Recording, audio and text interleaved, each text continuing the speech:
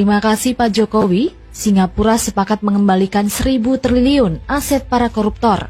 Nggak kayak yang dulu, kadernya malah rombongan jadi koruptor. Ditulis oleh tim redaksi jurnal dari berbagai sumber. Ya, perjanjian pengembalian atau pengiriman orang-orang yang melakukan tindak pidana kejahatan terhadap Indonesia yang ada di Singapura, jadi bisa diserahkan ke Indonesia untuk diadili atau dihukum, kemudian Indonesia juga bisa mengembalikan orang Singapura yang melakukan kejahatan untuk dihukum dan diadili Singapura. KPK sangat mengapresiasi kemajuan proses perjanjian ekstradisi yang telah ditandatangani hari ini, karena sesungguhnya perjanjian ekstradisi ini sudah kita upayakan oleh bangsa Indonesia sejak tahun 98. Baru 2022 ini berhasil mencapai satu kesepakatan. Ini merupakan titik maju ya. Jadi barang milik negara pun tidak diadministrasikan, tidak direcord. Kita asal bangun, waktu Pak Harto 30 tahun bangun banyak sekali, nggak ada pembukuannya. Jadi waktu kemudian terjadi krisis, kemudian kita punya undang-undang keuangan negara dan perbendaharaan negara, kita baru mulai membangun neraca keuangan.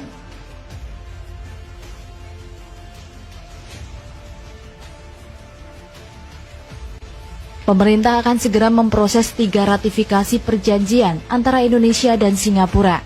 Hal ini ditegaskan oleh Menteri Koordinator Bidang Politik, Hukum dan Keamanan atau Menko Polhukam, Mahfud MD, dalam keterangan persnya pada Rabu 16 Februari di kantor Kemenko Polhukam. Di dalam tata hukum negara ini, perjanjian internasional itu harus diratifikasi agar punya daya laku.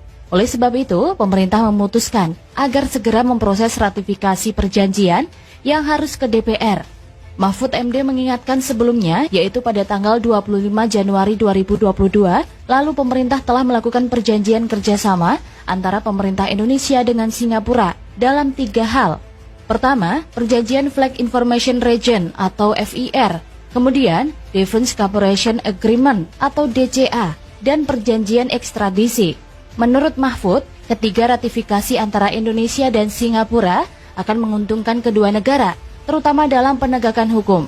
Dari Indonesia sendiri akan memperoleh keuntungan karena banyak pelanggaran hukum pidana di mana orang-orangnya kemudian lari ke Singapura atau menyimpan aset di Singapura yang disinyalir mencapai 1.000 triliun.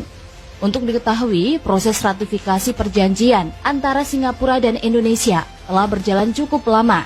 Pemerintah mengaku bersyukur atas terlaksananya ratifikasi di awal tahun ini. Dengan adanya ratifikasi, menurut Mahfud, kejahatan terhadap Indonesia yang ada di Singapura maupun sebaliknya dapat segera diproses secara hukum. Dari kejahatan terhadap Indonesia yang ada di Singapura bisa diserahkan ke Indonesia untuk bisa diadili atau dihukum. Kemudian, Indonesia juga bisa mengembalikan orang-orang Singapura yang melakukan kejahatan untuk bisa dihukum dan diadili di Singapura. Terkait hal tersebut, pemerintah Singapura sempat marah. Disebut sebagai surga koruptor oleh Deputi Penindakan KPK, Karyoto. Singapura lantas mengungkit soal perjanjian ekstradisi dengan Indonesia pada era Presiden Susilo Bambang Yudhoyono. Mulanya, Kemlu Singapura mengungkit bantuan CPIB terhadap KPK. Salah satunya terkait bantuan untuk memanggil bagi orang-orang yang hendak diperiksa ke KPK. Singapura juga memfasilitasi kunjungan KPK ke Singapura pada Mei 2018 untuk mewawancarai orang yang berkepentingan dengan penyelidikan mereka. Singapura juga mengungkit perjanjian ekstradisi dan perjanjian kerjasama pertahanan sebagai satu paket pada April 2007. Penandatanganan itu disaksikan oleh Presiden Susilo Bambang Yudhoyono dan Perdana Menteri Lee Hsien Loong. Namun, kedua perjanjian tersebut masih menunggu ratifikasi oleh DPR. Di sisi lain, anggota Komisi 3 DPRD, Habibur Rahman, meminta pemerintah segera menangkap koruptor yang bersembunyi di Singapura. Ini menyusul hadirnya perjanjian ekstradisi Indonesia dan Singapura.